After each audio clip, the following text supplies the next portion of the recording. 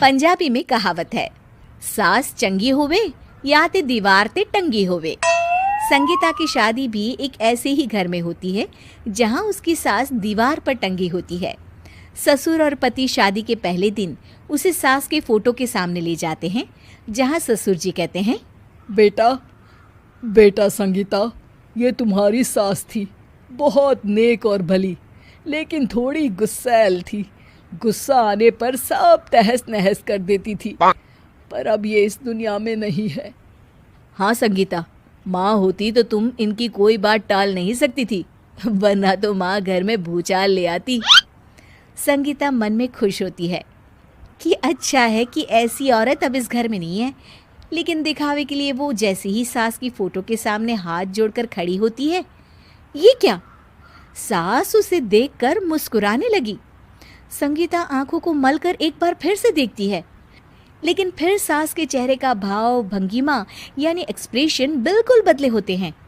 वो अपने पति और ससुर को कहती है, माँ की तस्वीर तो स्माइल कर रही है।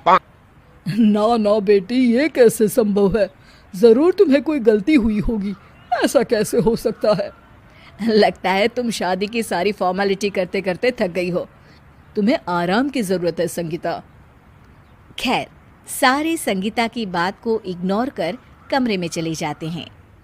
वैसे सास की फोटो पर एक्सप्रेशन एक के बाद एक बदलते ही रहते हैं। सुबह होती है, पति और ससुर को काम पर भेजकर संगीता कमरे की सफाई करने में लग जाती है कि तभी उसे आवाज आती है, टेबल ठीक से साफ करो। ऐसे भी कोई टेबल साफ करता है? इससे अच्छा तो ये गंदा ही था।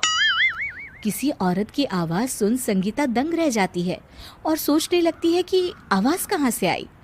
आवाज को नजरअंदाज कर वो फिर से अपना काम करना शुरू करती है, लेकिन इस बार तो आवाज बिल्कुल उसके कान के पास से आती है। मेरा घर है ये, जब तक मैं थी चमका कर रखती थी, हर एक चीज शीशे की तरह थी। तुम्हें तो ना सफाई आती है ना कुछ पता है। क्यों तुम्हें मेरे घर की जिम्मेदारी दे दी गई है? पता नहीं तुम में मेरे बेटे को क्या दिखाई दिया। मैं होती तो एक से बढ़कर एक लड़कियों की लाइन लगा देती। अब संगीता को समझने में देर नहीं लगी कि ये आवाज किसी और की नहीं बल्कि उसकी सास की है, जो दीवार पर टंगी है। वो उसके पास जाती है और कहती है, नमस्ते सासू माँ, मुझे तो कल ही लग रहा था कि दीवार में कुछ काला है। वो दीवार नहीं, दाल होती है पगली। सही पकड़े हैं सासू माँ। तो क्या हो गया आपको जो आप यहाँ भी चैन से नहीं बैठी हैं? सुना मैंने आपका व्यवहार काफी गुस्से वाला था। चुप रह तू, ज्यादा बकर बकर ना कर। घर का काम करना तो आता नहीं, आई है मुझसे बहस करने। हाँ देखिए सासू माँ, मैं आपसे साफ साफ कह देती हूँ, मुझसे पंगा लेने की कोशिश मत करिएगा। तभी पीछे से संगीता का पति आता है। अरे संगीता, किससे बात कर रही हो? कौन है वहाँ? संगीता की सास की फोटो फिर से पहले जैसी हो जाती है।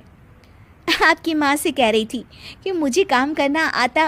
अरे संगीता, माना सास के ताने हर बहू को अच्छे लगते हैं, लेकिन यहाँ तो माँ है ही नहीं, तुम तो फोटो से ही। तुम भी लाजवाब हो संगीता। किसी को विश्वास नहीं होता कि संगीता अपनी मरी हुई सास की फोटो से बात करती है। वहीं आए दिन संगीता की सास संगीता को किसी न किसी बात पर आते जाते ताने देती। संगीता को भी अब सास के तानों और उनसे बात करने की आदत हो गई। वो कभी खानदान की कहानी तो कभी तीज त्योहार कैसे मनाए या किसी व्यंजन की रेसिपी सास से ही पूछती। सारा दिन घर में अकेली संगीता की सास अब उसके लिए तानों के साथ पक्की साथी की तरह भी रहने लगी थी, जो किसी और को नहीं बल्कि संगीता को ही सुनाई देती। तो देखा आपने, सास बहू का रिश्ता हर रिश्ते से ऊपर होता है, फिर चाहे वो खट्टा हो या मीठा।